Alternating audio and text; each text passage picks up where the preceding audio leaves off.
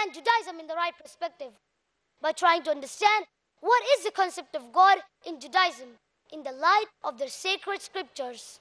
The Holy Bible is the sacred scripture of the Christians, as well as a part of its sacred to the Jews. The Bible is divided into two parts, the Old Testament and the New Testament. The Old Testament is the holy scripture of the Jews and contains the records of life of all the prophets of the Jews. The New Testament contains the records of the life of Jesus Christ, peace be upon him. If you read the Old Testament, it's mentioned in the book of Deuteronomy, chapter number 6, verse number 4. Moses, peace be upon him, says, Shema Israelu, Adonai Ilahainu Adonai Echad. It's a Hebrew quotation which means, Hear, O Israel, the Lord, our God, is one Lord. It's mentioned in the book of Isaiah, chapter number 43, verse number 11.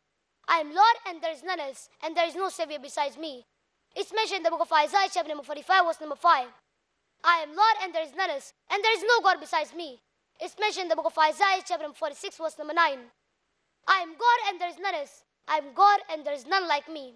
Further, if you read the book of Exodus, chapter number 20, verse number 3 to 5, it says, Thou shalt have no God besides me. Thou shalt not make unto thee any graven image or anything of any likeness that is in heaven above, or that is in the earth beneath, or that is in the water under the earth.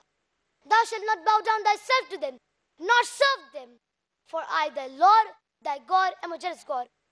A similar message is mentioned in the book of Deuteronomy, chapter number 5, verse number 7 to 9.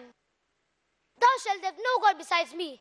Thou shalt not make unto thee any graven image or anything of any likeness that is in the heaven above, or that is in the earth beneath, or that is in the water under the earth. Thou shalt not bow down thyself to them, nor serve them, for I, thy Lord, thy God, am a jealous God. So if you read the Jewish scriptures, you should understand Judaism in the right perspective by trying to understand what is the concept of God in Judaism.